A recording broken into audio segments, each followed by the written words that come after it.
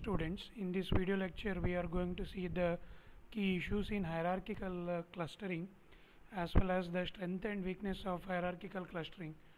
So the key issues related to hierarchical clustering are lack of a global objective function, ability to handle different cluster sizes, merging decisions are final. So lack of global objective function means agglomerative hierarchical clustering cannot be viewed as a globally optimizing an objective function. Instead, uh, agglomerative hierarchical clustering techniques use various criteria to decide locally at each step which clusters should be merged. This approach yields clustering algorithms that avoid difficulty of attempting to solve a hard combinatorial optimization problem. Furthermore, such approaches do not have problems with local minima or difficulties in choosing initial points. So it is able to handle different cluster sizes also. An important aspect of it is how to treat the relative sizes of the pairs of clusters that are merged. There are two approaches: weighted, which treats all clusters equally, and unweighted, which takes the number of points in each cluster into account.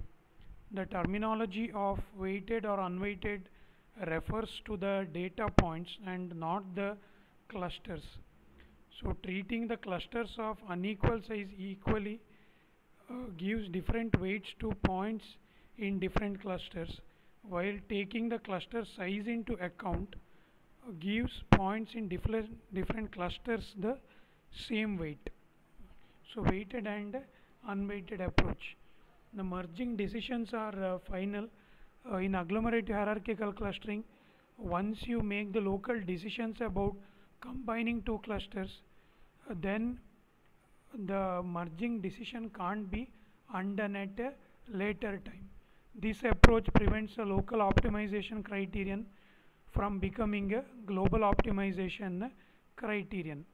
For example, although the minimum squared error criterion from the k-means is used in deciding which clusters to merge in Watt's method, clusters at each level do not represent local minima with respect to the total sum of squared error.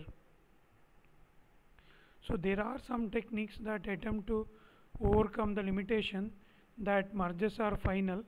One approach attempts to fix up the hierarchical clustering by moving the branches of the tree around so as to improve a global objective function.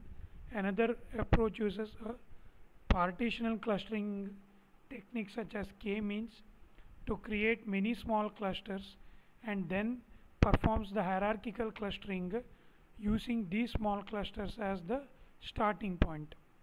So the merging decisions which are final can be undone using some of the approaches, but the perfection at which it done depends upon the approach you are going to take. Finally, we will see the strengths and weakness of this agglomerative hierarchical clustering. More generally, agglomerative hierarchical clustering algorithms are typically used because the underlying application requires a creation of a taxonomy or requires a hierarchy. That's why we go for this. And AHC, that is the agglomerative hierarchical clustering, are expensive in terms of their computation and storage requirements. We have seen that big O of m square is required for both computation and storage requirements. At that time, if we are having a bigger matrix, computing the values may be a bit challenging in terms of the computation cycles. Fact that all merges are final can also cause trouble for noisy high dimensional data such as document data. At that time we need to be bit careful. These are the strengths and weaknesses of agglomerative hierarchical clustering. This brings us to the end of all the lectures regarding the hierarchical clustering. Next we will go to the DB scan, that is the density based scan clustering, in the future lectures. Thank you.